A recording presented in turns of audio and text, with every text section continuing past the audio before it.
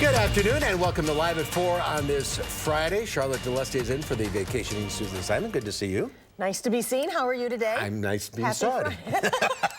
Yeah, happy Friday. Michael Bruno is not here today, but we do have his backstage report, and the news hounds are here, so it's a good Friday. It is a very good Friday. So here's what's making news on this Friday. A case of coronavirus has been confirmed in Chicago. We're talking with UW health officials about how they're working to keep people safe. And House managers are finishing up their presentation on Article 1 in the impeachment trial. We'll have updates from Washington about what's going to happen next. And UW-Madison will start sending out campus alerts in multiple languages. We'll hear what prompted the change. Let's take a look outside.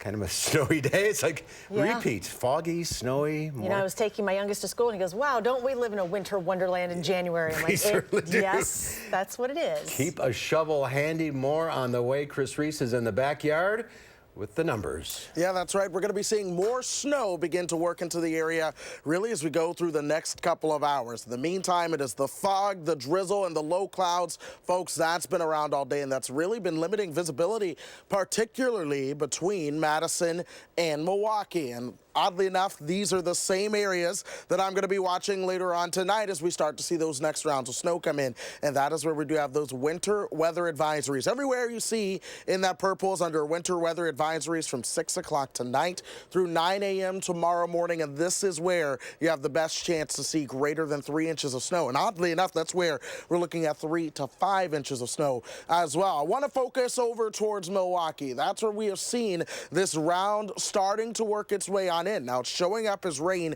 which is expected right along the lakeshore. But as this moves further towards the west, as the sun continues to set as well, you get some of that colder air wrapping into this. And that's when a lot of this is going to transition over to a period of some snow that could be heavier at times as that all begins to work its way on in. There's plenty of moisture back across southwest Michigan that's going to be coming our direction. So we are timing out that heaviest round of snow overnight as it works its way on in.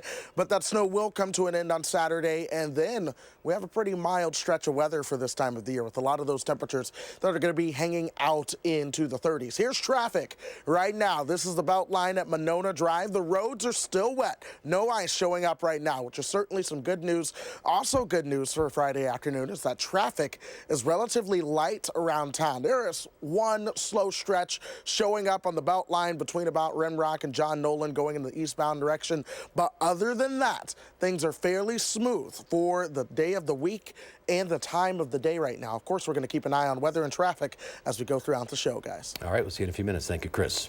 We begin with breaking news in from the Channel 3000 Alert Center. The Madison School Board has announced the next superintendent. Dr. Matthew Gutierrez has been selected. Right now, he is the superintendent of the Seguin School District in Texas. According to a release from the board, Gutierrez is bilingual and comes to Madison with an excellent track record of being a collaborating leader devoted to academic success for all students.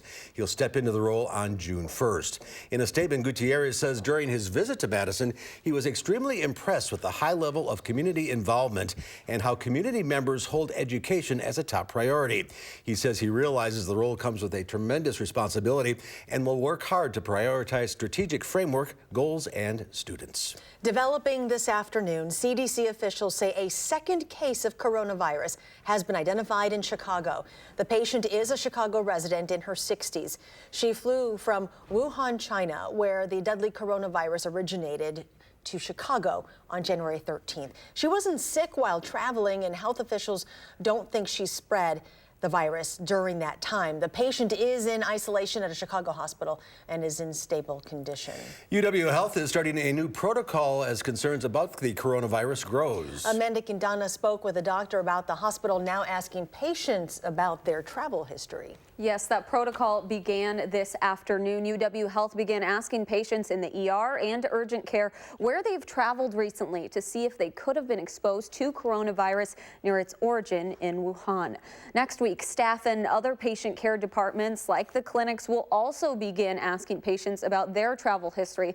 This is all as a precaution. UW Health has not identified any patients with coronavirus, but because this virus is new and different, that is causing concern. The source is unknown, even though people have some ideas about where it might have come from. And so if there's one thing that we've learned about viruses in the past is that when we have a new one, it's really hard to predict where it will go, how it will spread, and how best to contain it. Dr. Safdar says it's still unclear how dangerous coronavirus is, but it seems milder than similar viruses in the past. Right now, the mortality rate is at about 3%.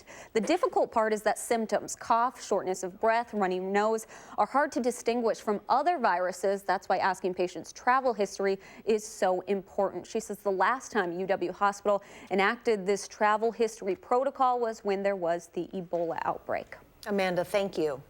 New video now of a large explosion at a factory in Houston this morning that killed at least 2 people. People in the area were shaken out of bed and nearby homes were severely damaged. Officials say a gas called propylene was leaking after the blast, but has been stopped. There's no indication this was intentional, but officials say the protocol is always to start with a criminal investigation. Officials are asking people within a mile of the blast to look out for debris, including body parts, and report it to authorities. Doctors have diagnosed 34 U.S. service members with traumatic brain injuries from the Iranian missile attack on U.S. forces in Iraq earlier this month. That is according to Pentagon spokesman Jonathan Hoffman.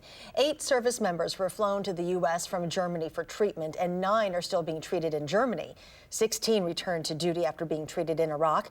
After the attack, President Trump initially said no U.S. service members had been harmed.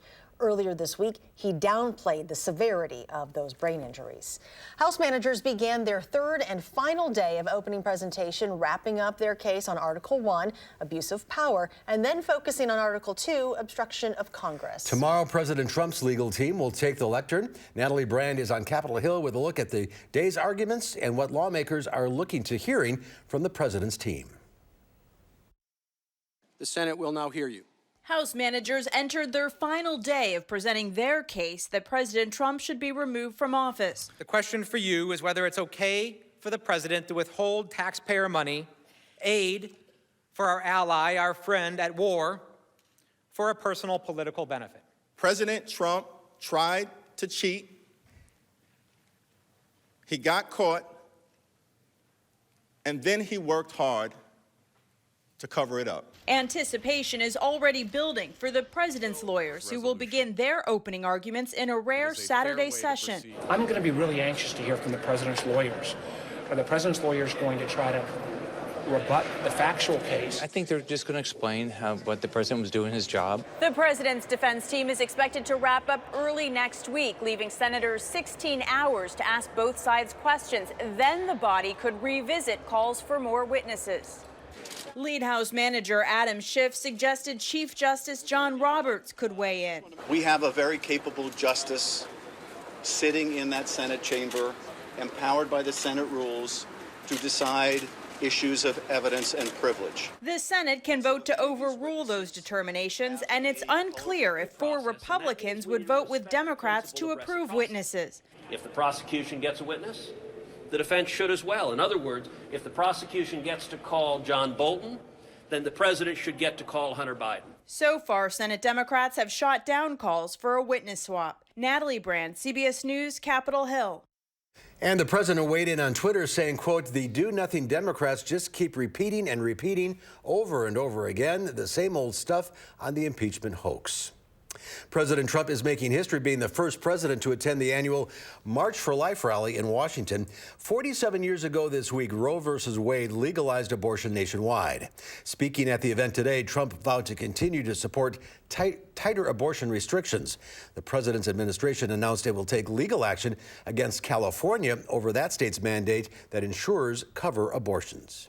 Some Indiana lawmakers are looking to decriminalize certain marijuana cases. Recreational marijuana is not legal in the state, but people cross into Michigan and Illinois to buy it. Right now, if you're caught in Indiana with marijuana, you could face misdemeanor or even felony charges. So Democrats are pushing proposals that would limit the number of people arrested for possessing small amounts. They say too many people are behind bars for that already. Oregon's police chief has announced his resignation. Chief Brian Ewell wrote on the department's Facebook page that the position isn't the right fit, and the negative effects the job has had on himself and his family are too great a cost to stay in that role. Ewell will move into a new position in Ashwaubenon as Director of Public Safety. His resignation is effective February 13th. UW-Madison police say WISC alerts will now be provided in multiple languages. They say this new method of communication can ensure that everyone can stay informed and safe in case of an emergency. Our Jamie Perez found out more about how this new system works. Jamie. Well, WISC alerts are provided to everyone on campus to let them know when an emergency is happening. By launching this new system in 6 different languages, it makes communication that much easier. The new alerts are provided in English, Spanish, Chinese, Hmong, Tibetan, and Nepali. UWPD spokesperson Mark Lovicott says he believes this is the first college campus to launch a system like this in several languages. Today, we got some insight on how the new system will work. Anytime we send out an emergency alert, we will start with that traditional emergency alert, and then we will follow it up with a pre-scripted translated message for our ESL community. The time between the first message being sent in English and the second message in translation is about 30 seconds. Next Friday at 1 p.m. there will be a campus-wide test of the new system. And if you head on over to channel3000.com, there is a link to sign up for some WISC alerts and some examples of what those alerts will look like. All right. Thank you, Jamie. New at 4, Madison-based American Family Insurance is raising its minimum wages to $20 per hour. The change means raises for almost 1,700 employees. Before, the company's minimum wage was $15 an hour. The rate increase is effective retroactive to the 1st of this year. Well, families who participate in the Women, Infant, and Children, or WIC, nutrition program are now eligible to be reimbursed for the $40 Madison vehicle registration fee. The fee is new in 2020 and was created to support a future bus rapid transit program. Bring proof that you paid your vehicle registration to your local WIC clinic. You can get a $40 Visa gift card. We have an official opening date for the ice castles in Lake Geneva. The attraction opens 1 week from today, January 31st at 4 o'clock in the afternoon. Tickets go on sale on Monday. Crews have had a pretty hard time building the castles this year due to unseasonably warm weather. They actually flew in some crews to help build from the other ice castles across the country. It's a spectacular sight. You can get over there to see it. It's going to be nice. Yep. Well, next at 4, new safety upgrades for a popular dating app. We'll tell you what Tinder is doing to help users stay safe. You're watching News 3 Now, live at 4.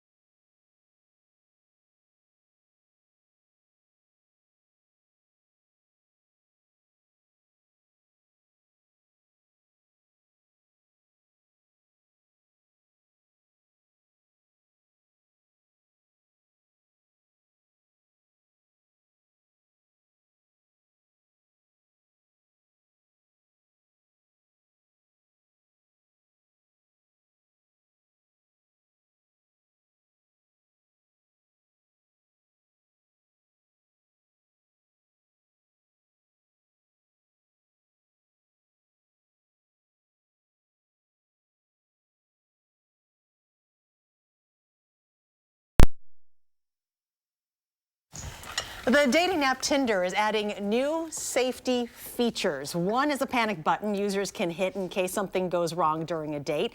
Emergency dispatch will be called to the location. Users can also check in to let friends know where they are. The free tools can be found in a new section of the app called the Safety Center. They should be available on Tuesday. Well, New York is on track to ban cashless businesses. The city council has voted to require food and retail establishments to accept cash. The councilman leading the charge says the new law would protect seniors, homeless people, and undocumented residents. Businesses who oppose the law say going cashless has streamlined their operations and deterred robberies. San Francisco and Philadelphia have already banned cashless businesses. Well, Mitchell Airport got a shout out on Jeopardy this week. The question, in disarray after airport security, Mitchell International serving this Wisconsin city has a place for you to get sorted out. The answer?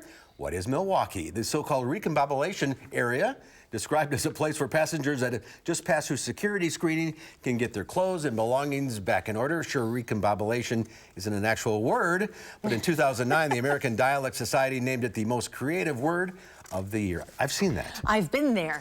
I have recombobulated myself in Milwaukee several times. More than one way, yes. Stocks slumped on Wall Street following reports of another case of the coronavirus found in the U.S.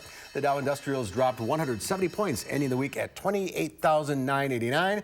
The NASDAQ was off 87. The S&P 500 fell 30. Well, you might not know, but our sister station, TVW, produces a lot of local shows highlighting local products, food, and entertainment. And one of those shows is Wisconsin Women. The show's host, the beautiful Jessa Jeremiah, is here to talk about the program. Thanks for joining us. What a nice introduction. Thanks for having me. So tell us about what Wisconsin Women is all about. You bet. So Wisconsin Women is a local talk show where we really focus on local community business owners. We tell their stories. We talk about events in the community. And we really try and support shopping local and just really patronizing these local businesses so that people not only can find out what kinds of products and services are out there in a longer form, but also know the stories behind them. So it's not just women business people, though, is it? That's right. It's not. So we cover men, women. The panel is all women. So it's us ladies discussing these different businesses and different events happening. So our panel travels throughout South Central Wisconsin, and we do fun interviews all over. You never know what to expect. One week we're outside throwing snowballs at Crazy Lenny, and another time we're maybe talking about tougher topics like finance and stress. So we try and really cover a hard-hitting gamut as well as keep it light and fun. And you did there you go. There we go. Crazy Yes. There's my e-bike. So I'll talk about that in a second. So talk about this week's show. Because there you go. You missed. I did. It turns out I'm not that good at it, unfortunately. It's all about timing. All right, so this week This week we really talked a lot about Valentine's Day. So for folks who are out there who really want to be able to support local while gifting, we have some great ideas. One of my faves, if you want to go with a classic, is chocolates, of course. Can't beat that. So in an effort to hope that you guys have me back, I brought you some chocolates from the Chocolate Caper. Can you eat chocolate right now? You know what? I can cheat. They're so yummy. The Chocolate Caper makes their own chocolates. There's some amazing local owners. They're here. They're just in Oregon, real close by. Got one for Susan too when she comes back. Those are beautiful. Truffles, chocolates. And those aren't little. So yummy. No, really good. Those are the Heart Caper, so a great gift for folks out there. If you want to go smaller, there's some great little teacher's gifts and some that's fun a great things. idea for teachers. Right down the street, too, in Oregon, I want to talk about the singing bowl. Yes. Okay. And I know you know a little bit about this. I do, but I can't get it to sing. Yeah, I'm it's sorry. tough. I've been trying. So this is something that we covered this week. Yeah, Another I killed great it. gift. I killed the singing bowl. I'm do you not know? sure if I'm better, but so here's what you do from what I've learned this week. I'm going on the other end because it's a little easier, and I think if we take this off, it might help as well. So the idea is this is energy work. So it's supposed to be healing. So this is another local store, Peaceful Heart in Oregon. So a great gift idea. You have 30 seconds left. Soft one. We have a local designer, Tia Lynn, down the street. Contours Lingerie. Always a good gift to give comfort. Bring it over. And then if you want to go big, we've got the e-bike over here on side camera from Crazy Lenny's e-bikes. So lots of fun. TVW Monday through Friday, 9 p.m. or you can watch on channel3000.com. At any time. Oh my gosh. Right. We'll see you at 9 o'clock. luck. Thank you. You can come back. Good stuff. With more chocolate. Yeah, I'll bring you more chocolate. You're not getting this back. Thanks. Thank you. Still to come before, a grieving mother says she is not giving up. After the U.S. refused to extradite the woman accused in the hit-and-run crash that killed her son. Stay with us.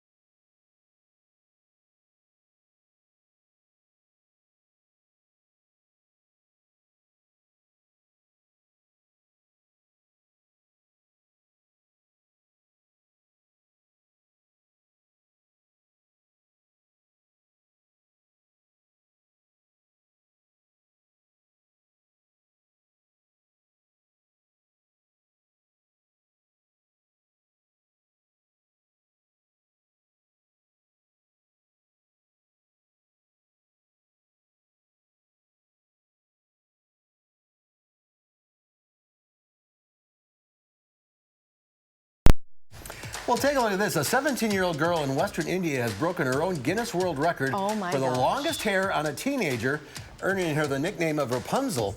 With 74-inch long tresses, that's 6 feet 2 inches. This young girl, has topped her earlier record of 67 inches from 2018. She hasn't cut her hair in 11 years, and her mom helps her maintain her mane. She washes her hair once a week, and it takes up to a half an hour for it to dry, and as long as an hour to comb it. What? All I'm looking at, like, how many donations you can make with that. How many wigs? Chris is going for the record, too. Yes, the record. Yeah, right. There are ways to go. Looks in pretty good shape. Well, are you team smooth or team chunky? Why not both? It's National Peanut Butter Day. It's, of course, a modern-day staple in kitchens, but it's not a modern-day invention. The creamy spread was made by the Aztecs and Incas about 3,000 years ago. Its popularity really took off in the 20th century when farming advancements made it easier to grow and harvest the legume. What are you? I'm chunky.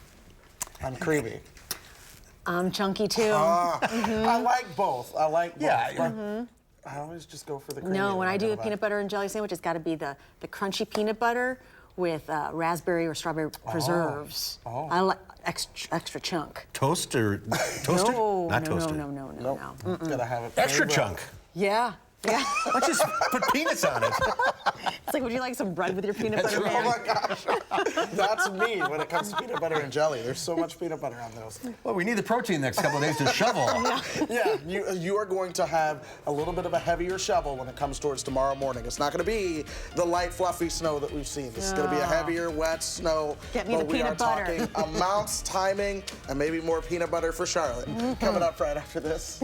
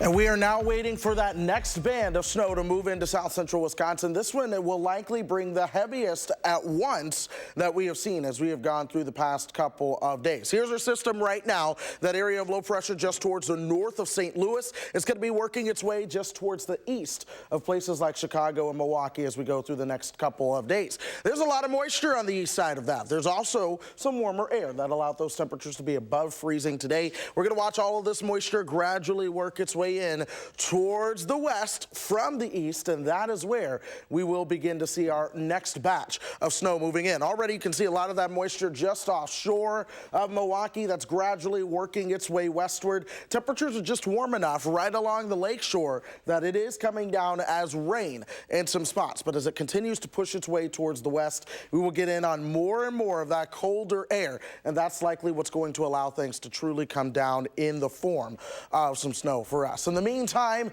it is certainly foggy out there. Visibilities are limited, so keep that in mind. We're still 2 degrees above the freezing mark, so that's some helpful news for us. Those winds are coming out of the north at about 9 miles per hour. Janesville at 36, Mineral Point at 36. That freezing mark is showing up as you work your way towards Wisconsin Dells, and I think we will all be close to that as we go through really the matter of a couple of hours. Pay close attention to these temperatures as that snow begins to come on in. Temperatures gradually begin to drop. Here we are at 6:30. More and more of that starts to show up as snow by the time we get you towards 6:30 as snow. that very slowly will meander its way back towards the west. By 8 o'clock, it's starting to knock on the door here in Dane County. The temperature, though, has now dropped towards 32 at that point. 9 o'clock is when I believe that heaviest snow begins to arrive, and here it is showing up. By 10:30, I expect heavy snow to really be overspreading much of the area between Madison and Milwaukee, and that heaviest snow continues towards 3 o'clock in the morning. Check out the temperature. It has now dropped towards 31. This is where we'll have that best chance or impact on area roadways. That'll stick around throughout tomorrow morning before things begin to taper off towards flurries or so. And so it's not going to be the light snow we've seen. What we're looking at coming into the picture is going to be a little bit more of a moderate to at times heavy snow that moves on in here. And I think the heaviest accumulations are going to be from Madison over towards Milwaukee. This is where we have that best chance of seeing anywhere from about 2 to 5 inches of snow. As you work your way towards the west of Madison, points towards the north, you're likely looking at 1 inch or 2, maybe locally 3 inches in some spots there. But roadways right now are doing good. So if you're getting ready to head home, you're getting ready to prepare for a commute somewhere, I'm not too concerned about the road conditions. Use a little bit of caution because things are going to be wet. By 7 or 8 o'clock, that's when the concern starts to grow. And then by 9 o'clock towards midnight and during the overnight hours, that is when I think road conditions, especially on area highways and those main roads, are going to be at their worst. In terms of impacts here, we're looking at moderate impacts for both driving and clearing. The reason for clearing is not because of the amount of snow, but just because it's going to be a heavier, wetter snow that comes down. So now you're talking the risk for your snow blowers to get clogged. You have to use a little bit more strength as you begin to shovel that. So keep that in mind. Walking, not a big deal, but things are certainly going to be slushy out there. As we go through the next couple of days, heavier snow overnight. We'll see some light flurries and slushy roads as we go through Saturday. By Sunday, we're dealing with wet roads, but I think a lot of those windshields will be dirty by then. And then from Sunday and onward, we're talking temperatures that are above average, folks. But with the above average temperatures comes the cloud cover. A lot of it. We will have the clouds for Saturday, Sunday, Monday, Tuesday, Wednesday, Thursday, Friday, Saturday, Sunday, Monday. Should I keep going? That's what winter is in the upper Midwest. It's a bunch of clouds, but hey, it's going to be warm. It could be 24, but there's a lot of 34s instead. So some of the snow's going to melt. Some of the snow will actually be melting. It's going to be a slow melt, and one of the other things to keep in mind, when you have warmer air on top of snow, it does get foggy. You get the fog. Yep. So welcome to Seattle, folks. Get Get the light box out. You need it. I know. And a jar of peanut butter. Yes, enjoy the peanut butter. You and me both. Yeah. Chris, thank you. Thank you. My pleasure. The U.S. has rejected Britain's request to extradite the wife of a U.S. official who allegedly killed an English teenager in a hit and run last year. CBS's Ian Lee is in London with more on the diplomatic fight. 5 months after British teenager Harry Dunn died in a motorcycle accident, his family is still waiting for justice. Nothing's gonna stop us, nothing's gonna make us go away. But their fight just got more difficult, with U.S. officials now refusing to send their son's alleged killer back to Britain. Anne Sakoulis was allegedly behind the wheel and driving on the wrong side of the road in the English countryside when she crashed into Dunn.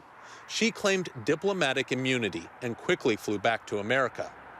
The UK Foreign Secretary called the U.S. decision not to extradite Sakoulis disappointing, tweeting, "We feel this amounts to a denial of justice and that Anne Sakoulis should return to the UK. We are now urgently considering our options." Britain's Prime Minister says Sakoulis was wrong to use diplomatic immunity and has urged President Trump to reconsider his position. The Dunn family says it may have to wait until the U.S. gets a new president. If it means that we've got to wait until the next administration in 4.5, 5 years' time, then we will. British courts have charged Sakoulis with dangerous driving causing death. If convicted, the American mother of 3 faces up to 14 years in prison. That's if she returns to the UK. Ian Lee, CBS News, London. And the Dunn family is preparing a civil suit against Sakoulis in the U.S., seeking millions of dollars in compensation. Coming up tonight on News 3 Now at 5. After UW Health says it will not recognize the nurses union, nurses are speaking out now. We'll hear from one of them at 5.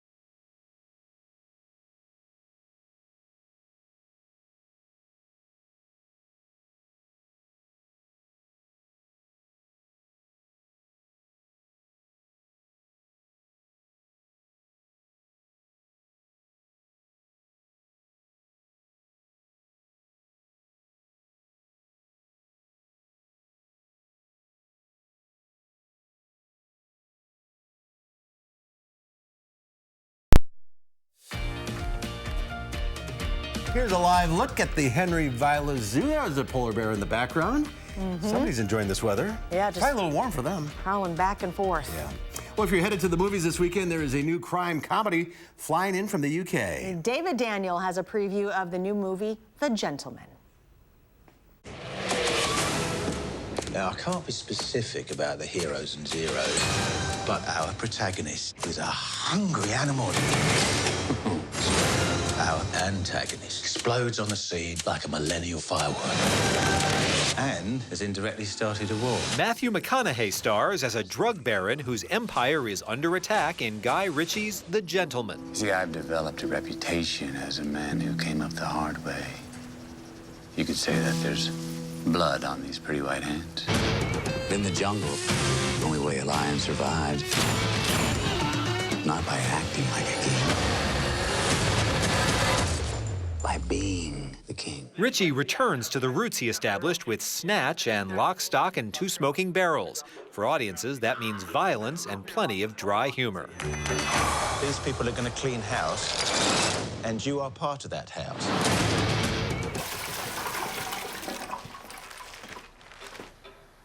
Is there a problem here, Fletcher? I see no problem at all. I forgot to wash my hands. There's only one rule in this jungle. When the lion's hungry, he eats. In Hollywood, I'm David Daniel. And we'll find out what Will Loper thinks about The Gentleman Monday.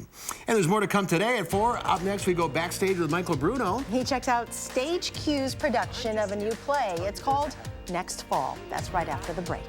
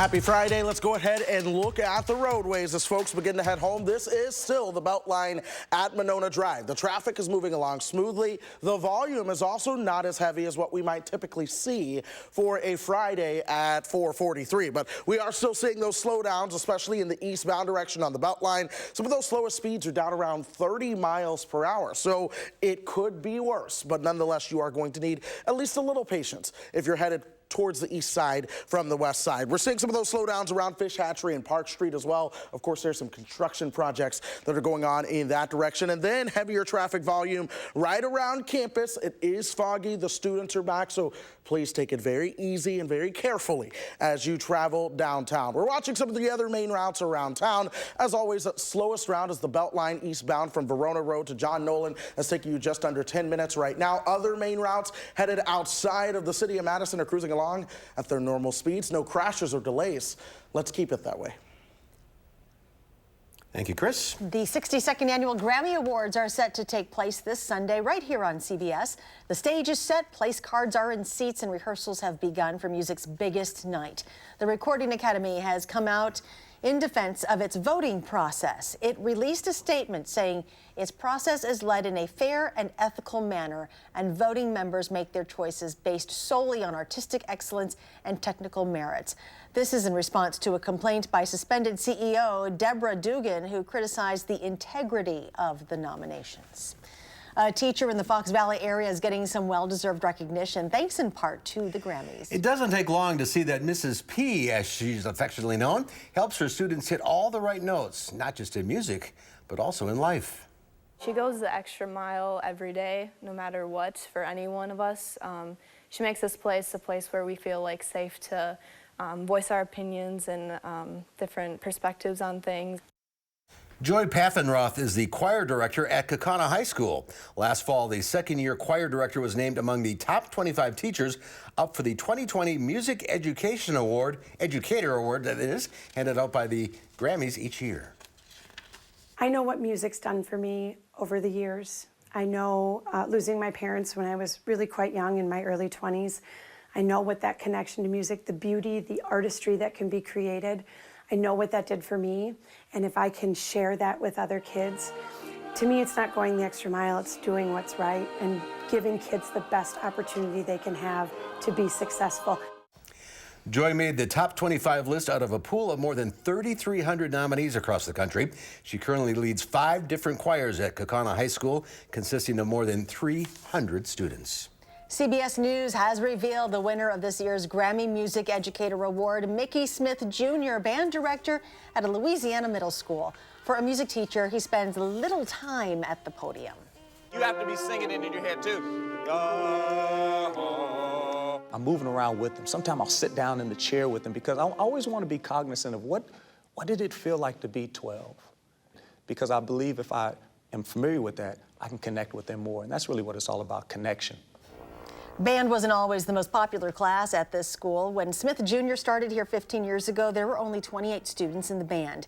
Now there are 146. That is half the school. In honoring him with the Grammy Music Educator Award, the Recording Academy noted his ability to make students feel loved, valued, and wanted, and ultimately helping them find their sound. So many top-notch teachers. Oh my gosh, what a talent. Very nice. Well, the new play Next Fall offers a picture of modern romance, asking questions about commitment, love, and faith. It's being produced by Stage Q, and our Michael Bruno goes backstage at the Bartell Theater to check it out. And he and all of his cohorts are going to float or fly or beam or whatever up to heaven, and all the rest of us are going to hell. All the agnostics and the atheists. My name is Paul Lorentz, and I play the role of Adam in this play. And Adam is kind of the neurotic, atheist, older boyfriend of Luke. I just know what's gonna happen, you guys. It's kind of hard to explain. My name is Brett Kissel. I'm playing the role of Luke, who is the religious center of the play.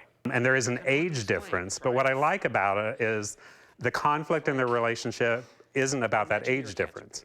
It's about the fact that the younger of the two is a devout Christian and the older is a devout atheist, shouldn't we say? He's afraid that I'll die before I get a chance to, accept Christ. and then we won't be able to be together in the afterlife. Just a show full of really pure moments. It's sort of a complicated show plot-wise because you're bouncing between, you know, the past and modern day and seeing these characters in different settings, but it really just felt like a really true sense of, a true slice of what these characters' lives would feel like in these moments. We're not allowed to be gay there, so what difference does it make? It's true. No pets either. Luke and Adam, there's an age difference. There's a faith difference as well.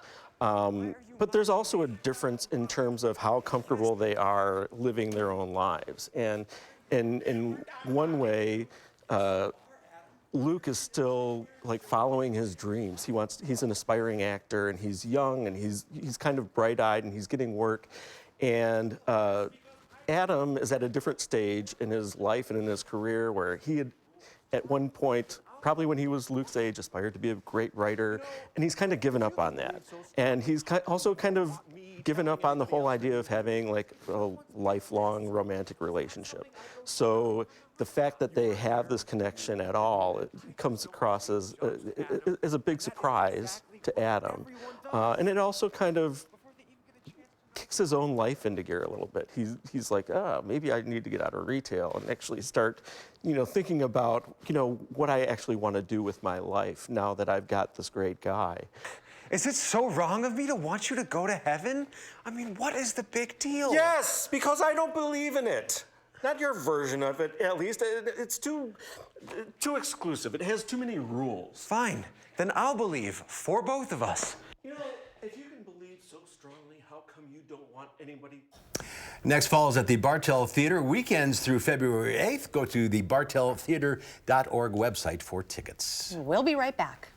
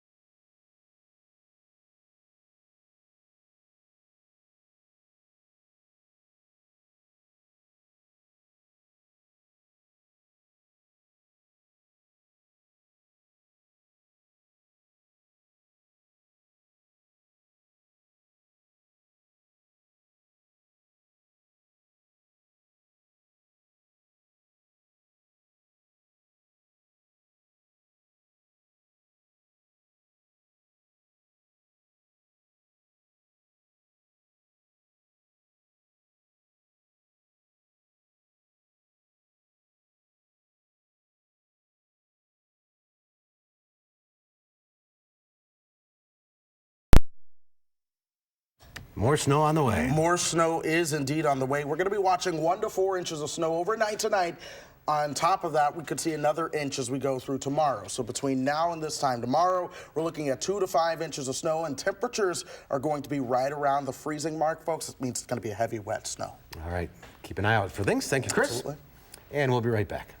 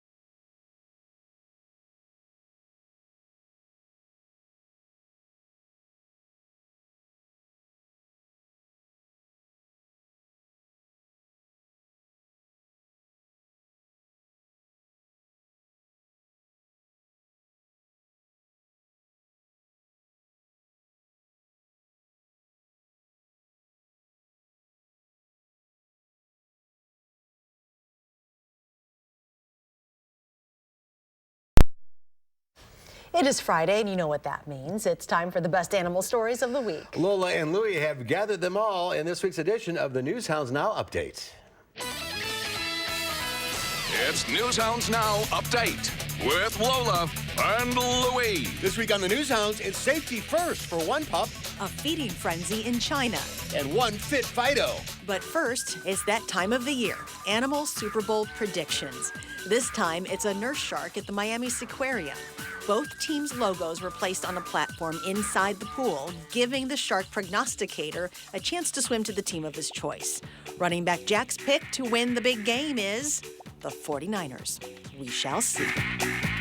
Spectacular drone footage captures 6 gray whales in Newport Beach, California during their annual migration down to the warm lagoons in Baja California, Mexico. Gray whales have the longest migration of any mammal, traveling 12,000 miles round trip from their feeding grounds in the Arctic to the calving grounds in Baja. The gray whale migration can usually be viewed in Southern California from late November into April. It's the dead of winter in central China, and animals in one national park cannot get to their usual food supply. So staff members of the park brought the food to them.